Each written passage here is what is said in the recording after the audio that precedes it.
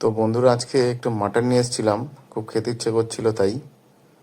তো দেখো, মাটনটা প্রথমে ভালো করে ফ্রেশ করে ধুয়ে নিলাম।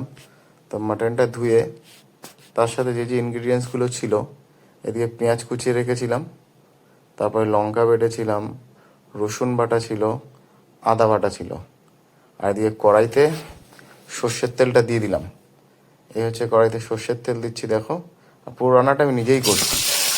এদিকে তোমার তেলটা গরম হয়ে গেছিলো, তার মধ্যে দিয়ে দিয়েছিলাম শুকনো লঙ্কা, তেজপাতা, এলাচ, দারচিনি আর জিরে। এগুলো দিয়ে দেওয়ার পরে তারপরে দিয়ে দিলাম তোমার পেঁয়াজ কুচিটা। পেঁয়াজ কুচিটা দিয়ে একটু ভালো করে নেড়ে নেব। তো পেঁয়াজ কুচিটা একটু নেড়ে নেব, নেড়ে নিয়ে তারপরে দিয়ে দেবো তার মধ্যে কিছুটা নুন। তো এই দিয়ে দিলাম নুন। নুনটা দিলে কি হয়, একটু পেঁয়াজটা তাড়াতাড়ি আর কি গলে যায়। তো বন্ধুরা, আজকে রান্নাটা আমি নিজেই করতে চলেছি। তো অ্যাকচুয়ালি যেহেতু মা দুপুরবেলা অনেক কিছু রান্না করেছে, জামা কাপড় কাটাকাটি করেছিল, তো ওই জন্য কী করবো, রাত্রাবার একটু মাটন খাওয়ার ইচ্ছে হয়েছিল। তো আমি রান্নাটা শুরু করে দিলাম। তো চলো, সামনে দেখাচ্ছি কীভাবে কী হচ্ছে।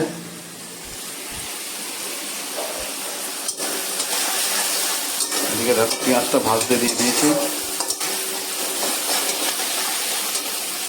তো আমি ভাবছি এই মাটনটাকে একটু প্রেশারে দিয়ে নেব।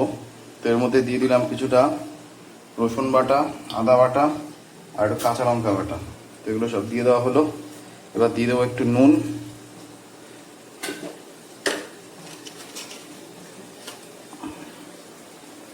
একটু নুন দিয়ে নিলাম। তো এগুলো দিয়ে আর একটু সর্ষের তেল দিয়ে এটা একটু সিটি মেরে নেবো, আর অল্প জল দিয়ে আসছি। তারপরে দিয়ে দিয়েছি এই যে প্রেশারে। তো এর মধ্যে দিয়ে দেবো অল্প পরিমাণ হলুদ। প্রেশারে দিয়ে দিলাম, তো গ্যাসটা ধরিয়ে দিলাম। তো এটা 2-4টে সিটি পড়বে, তারপর এটা খুলবো। আর এদিকে আমার মোটামুটি পেঁয়াজ ভাজাও হয়ে এসছে। তো এর মধ্যে আমি এখন দিয়ে দেবো আমার বাকি সব মশলা। আমি যেহেতু একটু ঝালটা বেশি খাই, কাঁচা লঙ্কাটা একটু বেশি দিলাম।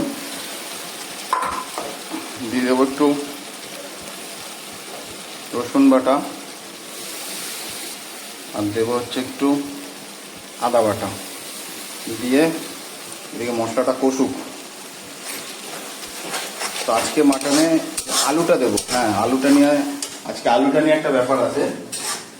তো আলুটা আজকে আমরা ভাজবো না, আমরা ডাইরেক্ট রান্নার মতো আলুটা দিয়ে দেবো। তোমরা ঠিক এইভাবে আলু দিয়ে মাটনের মধ্যে খেয়েছো, অবশ্যই কমেন্টে জানিও। আর দেখি কেমন লাগে এইভাবে আলু দিয়ে খেতে, সেটা তোমাদের জানাবো। চলো, আসছে একটু পরে আবার চলে এলাম। আমি গেছিলাম একটু আলু কাটতে। তো দেখো, আমার আলুগুলো কাটা কমপ্লিট। তাই আমি বলেছিলাম আলুগুলো আলাদা করে ভাজবো না। তো আলুগুলো আমি এখন দিয়ে দিচ্ছি। এই যেমন মশলাটা দিয়ে করেছি, এই মশলার মধ্যেই আলুগুলো দিয়ে দিচ্ছি। দিয়ে মশলাটা হোক। প্রেশারে বসানো আছে ওই মাটনটা, এখনো সিটি পড়েনি। 4টে সিটি পড়লে এটা খুলে নেব। তো 4টে সিটি পড়ুক। আর অনেক গরম লাগছে, তো ততক্ষণ আমি একটু ঘরে যাই, একটু ফ্যানের হাওয়া খাই। তো দেখো, এদিকে মোটামুটি মশলাটা তেল ছেড়ে দিয়েছে। এর মধ্যে এক এক করে সব মশলাগুলো দিয়ে দিচ্ছি। দেখো, এটা দিলাম হলুদ গুঁড়ো, এই হচ্ছে দিলাম জিরের গুঁড়ো, দিয়ে দিলাম 1 চামচ ধনের গুঁড়ো, হচ্ছে শুকনো লঙ্কা গুঁড়ো। এই ছিল মশলা। এবার ভালো করে নেড়ে নিয়ে টমেটো। তো মশলাটা একটু হোক, ততক্ষণ টমেটোটা কাটি, তারপর আবার আসছি।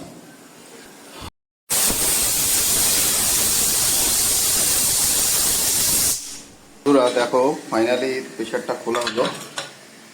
তো এই দেখো, তো মা এখন এসছে। বললাম এটা স্টকটা আলাদা করে দিতে, কারণ মাটনটা এবার মশলার মধ্যে দিয়ে দেবো। আর এই হচ্ছে মাটনগুলো। দেখো,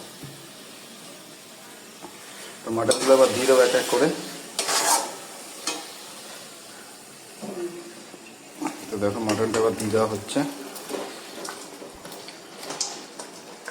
আর যে স্টকটা দেখতে পাচ্ছ ওই স্টকটাকে রেখে দেবো। এই স্টকটা হচ্ছে আমরা যে মাংসে যে জল দেবো সেই জলটা যে স্টকের কাজ করবে। তো স্টকটাকে আমরা রেখে দিচ্ছি।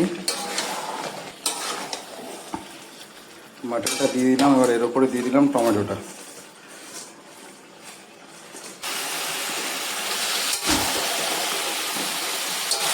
তো চলো আসছি আবার একটু পরে। তো বন্ধুরা তখন তো দেখলে মাংসটা দিয়ে একবারে কষাতে দিলাম, তো এখন একটু জল দিয়ে দিলাম। তো দেখো এখনকার টেক্সচারটা। তো এখন মোটামুটি মাংস যেহেতু আদা সেদ্ধ হয়ে আছে, তো মাংসটা আমাদের বেশি নাড়াতে হবে না। মাংসটা আর 15 মিনিট রেখে দিয়ে তারপরে তুলে নেবো। তো চলো 15 মিনিট পরে ফাইনালি আসছি। ফাইনালি এবার চলে এসেছি, মাংসটা হয়ে গেছে দেখো। তো এই হচ্ছে আজকে আমার মাংস রান্না। তো এবার একটা কিছুতে ঢেলে নেব। এই ছিল আজকে মাংস, দ্বারা মাংসটা ঢেলে তারপর তোমাদের দেখাচ্ছি। বন্ধুরা ফাইনালি দেখো মাংসটা ঢাললাম। তো এই হয়েছে মাংস আজকে স্ট্রাকচার, তোমরা দেখো। এই হচ্ছে আজকে আমার মাটন বানানো, কেমন হয়েছে বলো। আর এদিকে করা হয়েছে সাদা পোলাও। তো আজকে একটু খাওয়ার ইচ্ছে করছিল মাটন আর পোলাও খাবো, তো এরকম সাদা পোলাও রান্না করা হয়েছে আর এদিকে মাটন রান্না করা হয়েছে। তো এই ছিল আজকে ভিডিওটা। তো ভিডিওটা তোমাদের কেমন লাগলো অবশ্যই জানিও। আর ভিডিওটা ভালো লাগলে লাইক শেয়ার কমেন্ট করো।